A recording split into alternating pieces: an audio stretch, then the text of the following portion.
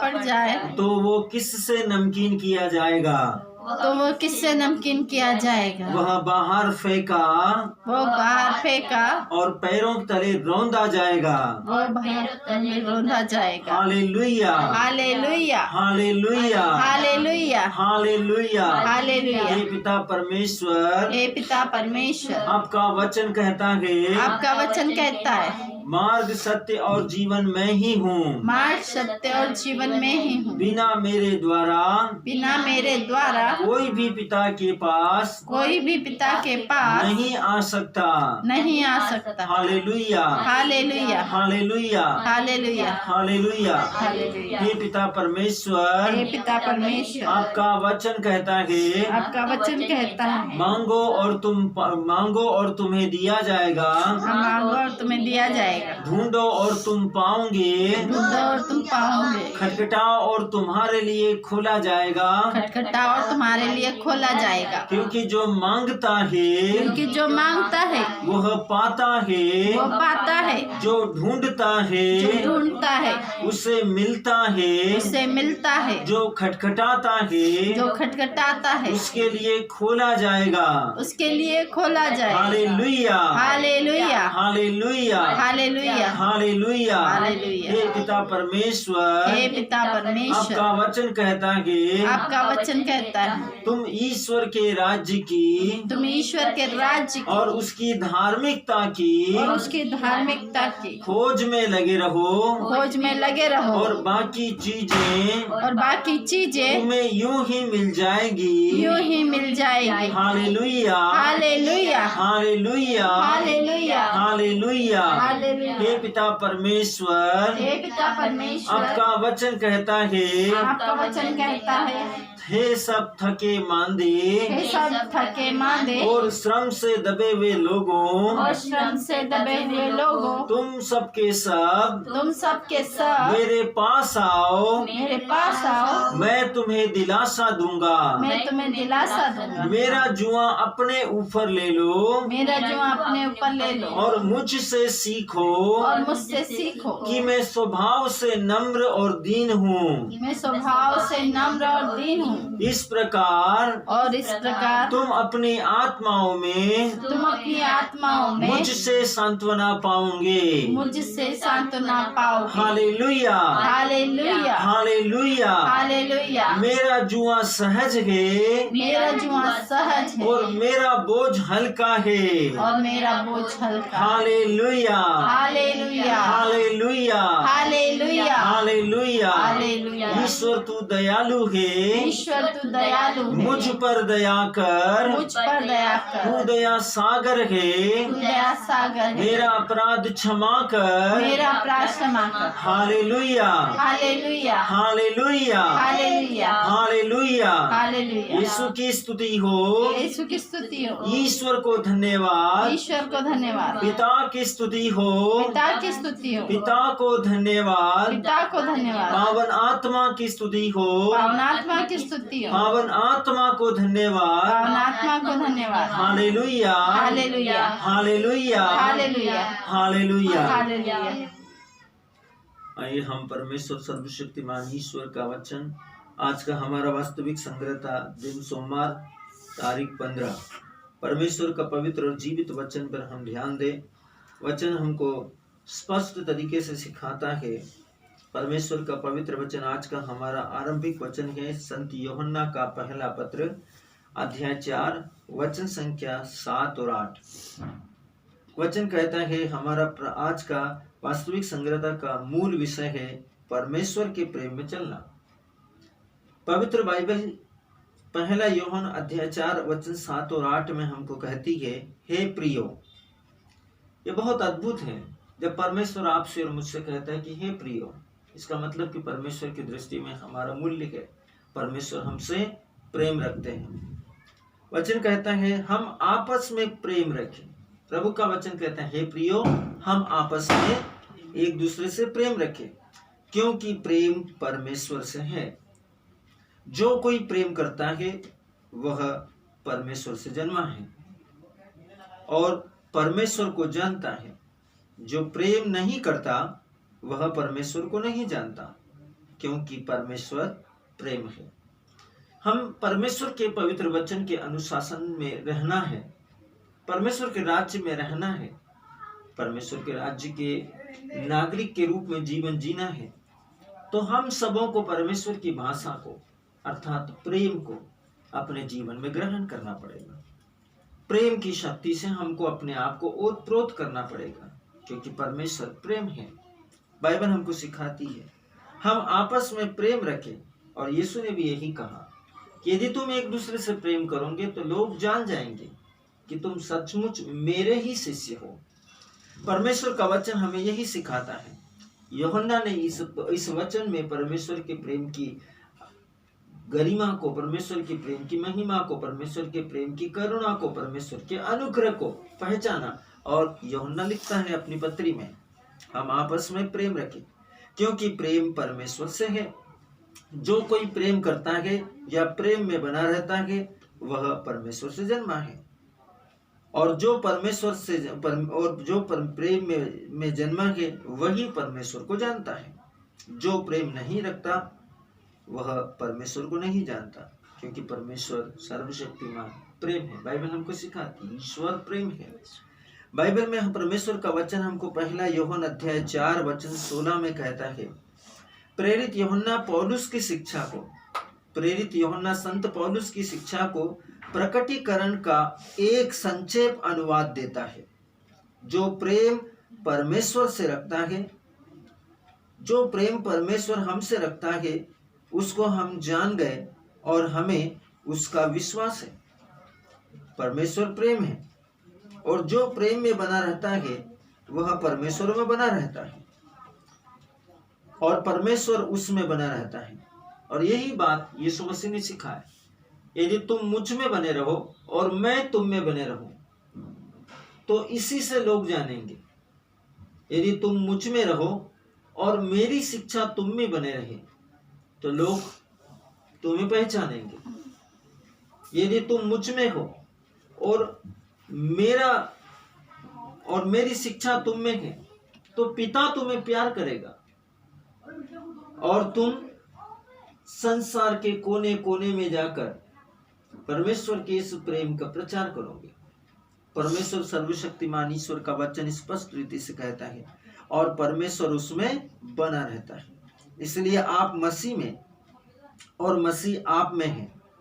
यह इस विषय में है कि उसका प्रेम आप में दिखाई देता है और व्यक्त होता है स्वभाव से, कार्यों से, बर्ताव से, विचारों से, विकल्पों से, वाद विवाद से, बात से, समझ से, सेवा से, प्रार्थना से, प्रभाव से, समर्पण से, विश्वास की घोषणा से, सुसमाचार के वचन के द्वारा आपके अंदर उसका प्रेम व्यक्त और दिखाई देता है। हालेलुया, हालेलुया, हालेलुया, हालेलुया। परमेश्वर प्रेम है और उसकी संतान के रूप में हमें उस तरह से प्रेम करना है जैसे मसीह ने हमसे प्रेम किया। यीशु मसीह ने किसी से भी नफरत या घृणा या ईर्ष्या नहीं दिखाई। परमेश्वर का वचन हमको स्पष्ट तरीके से दिखाता है परमेश्वर प्रेम है और उसकी संतान के रूप में जैसे यीशु मसीह परमेश्वर के संतान के रूप में दुनिया में आया और उसने सबसे प्रेम किया, हमें भी उस तरह से प्रेम करना जैसे मसीह ने हमें प्रेम किया। बाइबल कहती है, इसलिए प्रिय बालकों के समान जो अपने पिता की नकल करते हैं, अच्छे पुत्रों के समान जो अपने पिता के आचरण, उसके नेचर, उसके स्वभाव को में बने रहते हैं, उसमें बने रहो, उसकी नकल करो, परमेश्वर का अनुकरण करो, उसकी नकल करो और उसके उदाहरण में चलो और प्रेम में चलो, एक दूसरे को सम्मान देते हुए और एक दूसरे में आनंद मनाते हुए, जैसे मसीह ने भी हमसे प्रेम किया और हमारे लिए अपने आप को परमेश्वर के आगे भेंट करके बलिदान कर दिया आपके लिए, जिससे कि यह सुखदायक सुगंध बन गया। पवित्र शास्त्र का वचन एफेसियों के नाम संत पौलुस का पत्र अध्याय 5 वचन 1 और 2 में बाइबल हमको सिखाती है, यीशु ने हर किसी से प्रेम करने के द्वारा हमें एक अच्छा उदाहरण दिया। उसमें उस पर दोष लगाने वाले और उसे अन्याय पूर्वक क्रूस पर चढ़ाने वाले भी शामिल थे। उसने किसी से भी प्रेम को बांटा नहीं, प्रेम का अनुच्छेद नहीं किया, प्रेम को किसी भी तरीके से दूसरों से अलग नहीं किया। शास्त्र वचन हमसे कहता है उसने हर एक भले और हर एक बुरे व्यक्ति सबों के पापों के लिए प्रायश्चित, सबों के पापों के प्रायश्चित के लिए स्वयं को प्रेम के साथ में उनके लिए बलिदान कर दिया। यीशु ने हर किसी से प्रेम करके, चाहे वो कोढ़ी हो, पापी हो, व्यभिचारी हो, रिश्वतखोर हो, अन्यायी हो, अत्याचारी हो, क्रूर हो, आलोचक हो या उसका विरोधाभास करने वाला हो, हर एक व्यक्ति को प्रेम के द्वारा एक अच्छा उदाहरण दिखाया है। इसमें उस पर दोष लगाने वाले और उसे अन्याय पूर्वक क्रूस पर चढ़ाने वाले भी शामिल है। हर किसी से बिना शर्त का प्रेम करने के द्वारा हमें स्वामी का अनुकरण करना चाहिए, बिना किसी लक्ष्य के, बिना किसी मतलब के, बिना किसी पर्पस के, बिना किसी स्वार्थ के, बिना किसी अन्य वस्तु या व्यक्ति या परिस्थिति की चाहत से यीशु मसीह हमारे स्वामी का अनुकरण करना चाहिए। पवित्र शास्त्र हमसे कहता है हमें प्रेम, पवित्र शास्त्र हमसे कहता है प्रेम है जो आपसे यह करवाता है कि आप अपने आप को दूसरों को दो, बिना यह सोचे कि बदले में आपको क्या मिलेगा। यह आपको दूसरों के बारे में सोचने और जैसे वे हैं वैसे ही उन्हें स्वीकार करने के लिए विवश करता है। परमेश्वर का वचन आपके और मेरे जीवन में हमें स्पष्ट रीति से सिखलाता है प्रेम में दूसरों के बारे में सोचने के लिए। परमेश्वर का वचन कहता है प्रेम है जो आपसे यह करवाता है, बिना शर्त के प्रेम करना, कि आपस में अपने आप को दूसरों को दो, कि आप अपने आप को दूसरों को सौंप दो, दूसरों को अर्पण कर दो, बिना यह सोचे कि बदले में आपको क्या मिलेगा। यह आपको दूसरों के बारे में सोचने और जैसे वे हैं वैसे ही उन्हें स्वीकार करने के लिए विवश करता है। ये बहुत अद्भुत है कि प्रेम हमको सब बातों में सब कुछ को स्वीकार करने, समर्पण करने, ग्रहण करने, जैसे कि संत पौलुस कहते हैं प्रेम न तो पक्षपात करता है, प्रेम न तो डिंग मारता है, प्रेम न तो अहंकार करता है, प्रेम न तो विद्वेष करता है, प्रेम न तो नफरत करता है, प्रेम सब समय सब बातों के लिए सब कुछ को स्वीकार करता है, ग्रहण करता है, अपनाता है और उसके लिए सदा समर्पित रहता है। प्रेम किसी के साथ भी पक्षपात नहीं करता। परमेश्वर का वचन हमसे कहता है उन्हें स्वीकार करने के लिए, परमेश्वर के प्रेम को स्वीकार करने के लिए पवित्र आत्मा हमें इस वचन के अनुग्रह की सामर्थ्य में उस प्रेम में बने रहने की कृपा और ईश्वर के अनुग्रह की सामर्थ्य को स्वीकार करने के लिए विवश करता है। आपके प्रेम के योग्य होने के लिए उन्हें कार्य करने की जरूरत नहीं है। आपके प्रेम के योग्य होने के लिए उन्हें कार्य करने की जरूरत नहीं है, क्योंकि प्रेम निस्वार्थ है और अपनी खोज नहीं करता। वह जाति, जातीयता और सामाजिक प्रतिष्ठा के बंधनों को तोड़ता है। प्रेम किसी भी प्रकार की योजनाएं, युक्तियां, कल्पनाएं, विकल्प, विचार मंचन या किसी भी छद विच्छद अवस्थाओं के अनुरूप रहकर काम नहीं करता। वो सीमाओं से परे हो जाता है, बेपरिमाण रूप से समर्पित हो जाता है। प्रेम अकल्पनीय रूप से निस्वार्थ भावना से स्वयं को समर्पण करता है। हर एक जातिवाद या जातीयता और सामाजिक प्रतिष्ठाओं के बंधनों को तोड़ देता है। यह संभव बनाता है कि आप दूसरों में सुंदरता को देखें और जो वो है उसके लिए उन्हें सराहें। परमेश्वर का प्रेम आपके और मेरे लिए कहता है, यह संभव बनाता है कि आप दूसरों में सुंदरता को देखें जब आप परमेश्वर के प्रेम में हैं और परमेश्वर के प्रेम के अनुरूप जी रहे हैं, तो प्रेम क्या करता है? प्रेम आप में यह संभव बनाता है कि आप दूसरों में सुंदरता को देखें। परमेश्वर का प्रेम आपके अंदर इस बात की संभावनाओं को संभव करता है कि आप दूसरों में सुंदरता को देखें और जो वे हैं उसके लिए उन्हें सराहें। मसीह में नई सृष्टि परमेश्वर के स्वरूप में नई जन्मी है। यदि आप और मैं प्रेम में बने हुए हैं तो हम नई सृष्टि है, और यदि हम नई सृष्टि है तो हम किसके स्वरूप में जन्मी है? हम अपने सृष्टिकर्ता परमेश्वर के स्वरूप में जन्मे हैं। कुलुसियों के नाम संत पौलुस का पत्र अध्याय 3 वचन 10 कहता है, और दैवीय प्रेम ईश्वरीय प्रेम को व्यक्त करने के लिए दैवीय योग्यता से भरी है परमेश्वर की प्रेम की कल्पनाएं। जब हम परमेश्वर के दैवीय प्रेम को प्रकट करते हैं तो हमारे भीतरी मनुष्यत्व के अंदर दैवीय ईश्वरीय प्रेम की योग्यताएं भरपूरी के साथ में भर जाती है, हम पर उंडेली जाती है परमेश्वर के प्रेम के रूप में। बाइबल कहती है कि होने दो कि परमेश्वर का प्रेम आपके अंदर से जीवित बाहर आए और आपके जीवन में एक नए स्तर को उठाएगा। अपने अंदर इस बात को होने दें, अपने अंदर परमेश्वर के प्रेम की धाराओं को बहने दें, उसके प्रेम के प्रभाव को जीवित रूप से बाहर आने दें।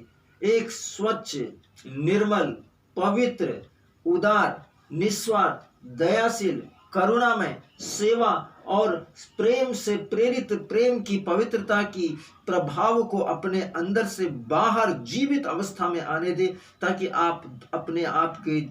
ताकि यह आपको जीवन की एक नए स्तर में उठाए। अद्भुत रीतियों से पवित्र आत्मा की संपूर्ण संभावना और युक्तियों के साथ में, परमेश्वर के अनुग्रह के साथ में, परमेश्वर के सम्मान के साथ में, स्वर्ग की आवश्यकताओं की भरपूरी के साथ में आपके जीवन के अंदर वो प्रेम जिसमें आप एक नई सृष्टि बन गए हैं अपने विश्वास के द्वारा मसीह के वचन से।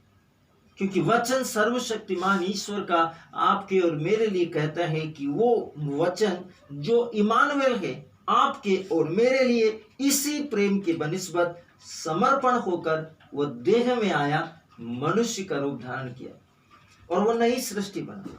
परमेश्वर चाहता है कि आप विश्वास के द्वारा यीशु मसीह में आकर आत्मा में नई सृष्टि बने और परमेश्वर के प्रेम की धाराओं की पवित्रता के जीवित जीवन को अपने अंदर से बहने दे। उन लोगों के लिए जिनको नहीं बताया गया है, बिना बताए गए वे लोगों को सुसमाचार देते हुए, जिनके पास सुसमाचार नहीं है, जिनके पास सुसमाचार की आशा नहीं है, जिनके पास में उद्धार की कोई योजना नहीं है, आपके अंदर से परमेश्वर का वो जीवित प्रेम इमानुएल की आत्मा के रूप में एक पवित्र धारा के रूप में बहने दे।